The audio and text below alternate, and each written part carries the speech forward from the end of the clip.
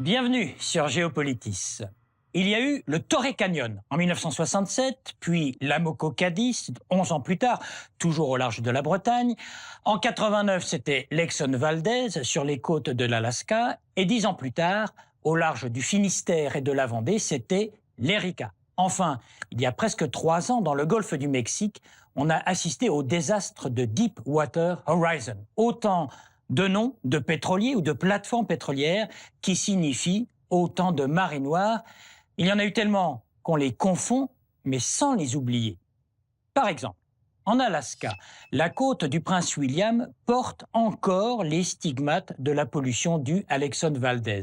23 ans plus tard, les stocks de saumon sont toujours à un niveau très bas, les orques sont en voie de disparition et il y a encore quelques milliers de litres de pétrole le long de 1300 km de côte. Cela dit, dans les cas de marées noires massives, les plus récentes, les compagnies pétrolières ont été poursuivies et condamnées, c'est vrai, pour les grandes catastrophes médiatisées dans des États forts où la justice finit par passer.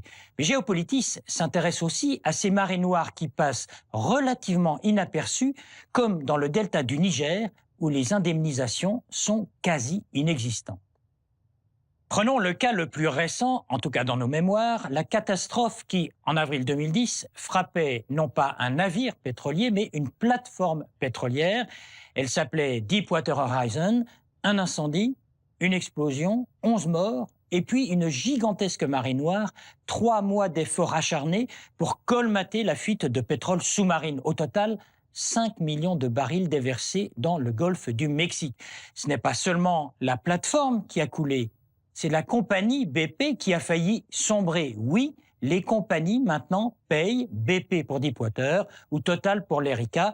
Dans ce dernier cas, la justice française a confirmé toutes les condamnations pénales. L'entreprise doit payer les amendes, elle doit aussi réparer. Il a fallu attendre des années pour que ce principe pollueur-payeur soit appliqué à la lettre. Les parties civiles, enfin, ont pu crier victoire. Ceux qui ont désorganisé par principe et pour des raisons financières le transport maritime en développant une culture de l'irresponsabilité sont aujourd'hui considérés comme responsables pénalement de leur négligence et du délit de pollution. On l'a compris, il n'y a de poursuites pénales et civiles débouchant sur des indemnisations et des réparations que s'il y a une double mobilisation des États et des parties civiles touchées par de telles marées noires. Tel n'est pas le cas dans le delta du Niger, au Nigeria, où l'on estime qu'il y a une marée noire comme celle de l'Exxon Valdez à peu près tous les ans, sans que cela fasse scandale.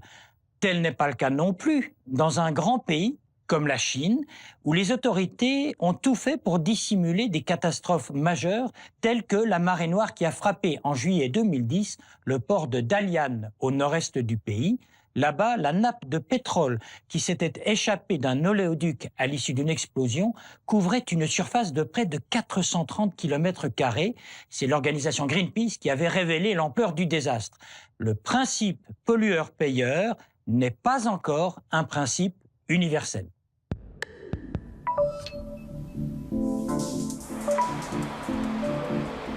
On avait fini par croire que l'impunité était la règle et la condamnation l'exception. On se souvenait des noms de tous ces tankers comme le Torrey Canyon ou l'Amoco Cadiz. On avait encore en mémoire les images de toutes ces plages maculées, des rochers souillés, des oiseaux englués, bref, de ces catastrophes dont le nom disait tout, les marées noires. On était ensuite resté sur le sentiment que les procès, lorsqu'ils avaient lieu, n'aboutissaient jamais à des reconnaissances de culpabilité et encore moins à des décisions d'indemnisation. À présent, la donne a changé, les enquêtes sont poussées, les vraies responsabilités sont établies, les condamnations sont sévères, au pénal comme au civil. Par exemple, après bien des années, les victimes de l'Erika sont maintenant indemnisées. Les parties civiles plus récentes de la plateforme Deepwater sont, elles, encore en procès. La compagnie BP a déjà fait l'objet de poursuites fédérales au plan pénal. Washington a obligé BP à reconnaître sa responsabilité ainsi qu'à payer sans délai une somme de 4,5 milliards de dollars. À présent, les autorités américaines vont essayer de prouver que la compagnie a commis une faute lourde, pas seulement une erreur. S'il s'agit d'une erreur, cela coûterait 5 milliards de plus à la compagnie, mais si la faute lourde était prouvée, cela serait 4 fois plus au total. La facture pour BP pourrait atteindre les 50 milliards de dollars. C'est à peine si l'information a fait les titres des journaux. Dans le delta du Niger, au sud du Nigeria, ce sont 40 000 tonnes de brut qui s'échappent dans la nature tous les ans, et cela depuis 50 ans. À vrai dire, ce sont rarement des fuites spectaculaires qui attireraient les médias du monde entier, mais il s'agit de pollutions constantes, récurrentes, qui ont des conséquences directes pour les quelques 30 millions d'habitants du delta. L'eau est polluée, le poisson disparaît, les terres agricoles deviennent impropres à la culture, l'air est lui aussi pollué par les torchères, et les experts estiment que l'espérance de vie de ses habitants stagne désormais autour des 40 ans. Principal accusé dans ce dossier, parce que principale multinationale opérant dans le secteur, la société Shell, qui fait valoir que la plupart de ces marées noires sont le fait d'actes de sabotage ou alors de vol, des groupes n'hésitant pas, et cela est exact, à percer des pipelines. Autrement dit, Shell dit que sa responsabilité n'est pas directement engagée. Et la compagnie pense que 80% des pertes sont concernées par des actes de malveillance. Les ONG, Amnesty en tête, ne contestent pas qu'il y ait des sabotages et des vols, mais certainement pas dans les proportions indiquées par la compagnie, et réclament donc des réparations. Des procès sont en cours. Une décision toute récente d'un tribunal néerlandais donne raison à un agriculteur nigérian que Shell devra indemniser. Un rappel, 95% des recettes d'exportation du Nigeria proviennent de ce delta.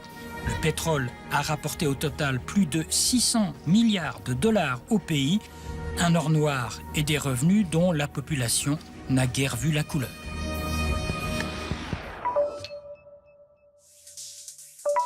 L'invité de Géopolitis, Daniel Gostelli-Hauser, qui est responsable économie et droits humains à Amnesty International. Amnesty qui s'est beaucoup investi dans cette affaire du delta du Niger. Pourquoi Amnesty s'est-il ou s'est-elle intéressé justement à ce delta, et pourquoi lutter dans ce cas précis? Nous nous sommes intéressés au delta du Niger parce que contrairement à la catastrophe de BP, il s'agit d'un scandale pétrolier qui perdure depuis près de 50 ans, même plus de 50 ans, et qui est largement ignoré. Donc ça a commencé même avant tous les pétroliers dont on a parlé dans le sujet. Absolument, ça a commencé bien avant.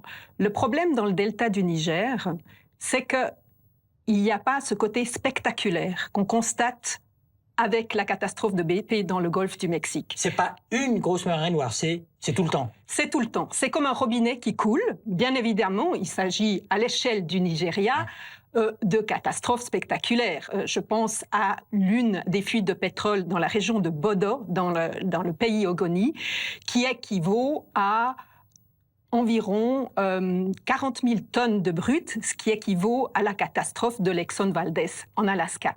Donc, à cette échelle-là, bien évidemment, c'est quelque chose de catastrophique pour les populations locales. Mais le problème, c'est que les médias s'y intéressent peut-être moins, contrairement à BP. Il n'y a pas eu d'explosion spectaculaire. Ouais. Voilà. L'autre raison, c'est la situation géographique, bien évidemment aussi, qui joue un rôle. Golfe du Mexique, qui est directement à regarder ce qui se passe et à exiger des comptes, c'est les États-Unis. Barack Obama a rapidement convoqué le président de BP pour venir s'expliquer, et on a demandé à l'entreprise de rendre des comptes. Il y a eu des plaintes pénales, il y a des plaintes civiles. L'entreprise doit payer. Alors vous, Amnesty International, vous intervenez à quel niveau? Faire le constat, bon, c'est une chose, mais ensuite comment vous faites? Sur qui faut-il faire pression? Les multinationales ou les gouvernements? Nous devons faire pression sur plusieurs fronts. À la fois, bien évidemment, sur les multinationales. Nous exigeons des entreprises impliquées comme Shell de nettoyer les sites qui ont été pollués. Il y en a plus de 2000 à 2500 qui doivent être nettoyés. Et le programme des Nations Unies pour l'environnement, qui a fait une enquête en 2011, qui a confirmé nos dires, a indiqué qu'il faudrait, si on démarrait maintenant, de 25 à 30 ans pour nettoyer ces sites qui sont pollués maintenant, en raison d'erreurs de maintenance, de corrosion des installations. Alors, nous exigeons que les entreprises nettoient. Ça, c'est une exigence. Mais les entreprises, ces multinationales, elles font valoir, et je pense qu'elles sont honnêtes, disent, mais nous avons des codes de conduite, elles les montrent, elles ont des textes. Ça sert à rien? C'est le rôle d'Amnesty, justement, de montrer qu'il y a un fossé entre, d'une part, les codes de conduite qui ont été développés par les entreprises multinationales et qui tendent à montrer comment elles font des progrès en matière de respect des droits humains et de l'environnement, et en pratique, le fossé qui existe avec la pratique sur le terrain. Donc, nous exigeons bien évidemment aussi des gouvernements de prendre leurs responsabilités. Nous faisons pression sur le gouvernement du Nigeria pour qu'il édicte non seulement une réglementation qui tienne la route. Si on prend l'exemple du torchage, la technique du torchage, qui est cette technique de brûler des gaz quand on exploite le pétrole. Oui. Ce sont des grandes cheminées qui dégagent des vapeurs toxiques épouvantables. C'est une source de pollution épouvantable. CO2, oui. Exactement. La réglementation au Nigeria, en principe, interdit la technique du torchage. Mais elle prévoit des dérogations et les entreprises continuent bien évidemment à faire ça. L'autre responsabilité, là on parle du gouvernement local, mais il y a bien entendu la responsabilité des gouvernements où siègent ces compagnies, en l'occurrence les Pays-Bas. Et là nous faisons bien évidemment aussi pression et c'est là que le bas blesse, parce qu'il est extrêmement difficile de rendre une société responsable, la société mère de Shell, aux Pays-Bas, pour les exactions commises par leurs filiales, dans l'occurrence au Nigeria. Il y a une séparation juridique dans ces grands consortiums de sociétés qui font que la société mère ne sera pas rendue coupable pour ces exactions-là. Donc il est difficile aussi pour les victimes d'obtenir des remèdes et des réparations. Alors, est-ce que vous obtenez des bons résultats quand même, en dépit de toutes ces difficultés que vous soulignez? Alors, les résultats que nous avons obtenus pour l'instant, c'est déjà au niveau de la transparence et de la publication. Par exemple, les publications des rapports sur l'environnement ou des rapports de Shell, en l'occurrence sur le site web, des efforts qu'ils font. Alors ça, c'est un petit pas en avant. L'autre problème auquel on est toujours confronté, c'est ce fameux accès au dédommagement pour des victimes. Alors, il y a une plainte aux Pays-Bas et la Cour pénale aux Pays-Bas. C'était une première récemment, il y a à peu près 2 semaines. Une première indemnisation. Voilà, une première indemnisation. Et ce qui était une première mondiale dans le sens où la Cour pénale aux Pays-Bas a donner de gain de cause à ce paysan au Nigeria et demander à la filiale de Shell au Nigeria de payer des indemnisations selon, bien sûr, la législation nigériane. Vous espérez que ça va faire jurisprudence? Nous espérons que ça puisse faire jurisprudence, surtout que ça se développe, et particulièrement aussi pour les sociétés suisses, parce que bien évidemment, les sociétés de notre pays n'échappent pas, à votre avis? N'échappent pas du tout à cette problématique. Je vois que c'est un combat qui va durer encore certainement longtemps. Il va durer longtemps et en Suisse, nous nous sommes associés à plus de 50 organisations pour développer une campagne qui demande à notre gouvernement de développer justement une réglementation qui contrôle les activités de nos entreprises en matière de droits humains et d'environnement dans le monde entier. Cette campagne, Droits sans frontières, s'adresse bien sûr avant tout à notre gouvernement, parce que c'est lui qui doit faire la différence. Mais bien évidemment, on travaille aussi sur des cas concrets d'entreprises suisses qui sont impliquées dans des violations de droits humains et de pollution de l'environnement. Merci. Je rappelle, Daniel Gostelli-Hauser, que vous êtes responsable donc, du secteur économie et droits humains à Amnesty International. Merci à vous. Merci à vous. C'est le très grand roman que nous a laissé l'écrivain américain Herman Melville, Moby Dick. Ce n'est pas un hasard si le parallèle est évoqué ces temps-ci entre la fiction de Melville et la réalité des désastres écologiques que nous connaissons 150 ans après la parution de ce livre culte. Au fond, quelle différence entre la chasse à la baleine, cette quête effrénée et incessante de l'huile de baleine à l'époque du récit, et la recherche actuelle tout aussi frénétique de pétrole ou de gaz.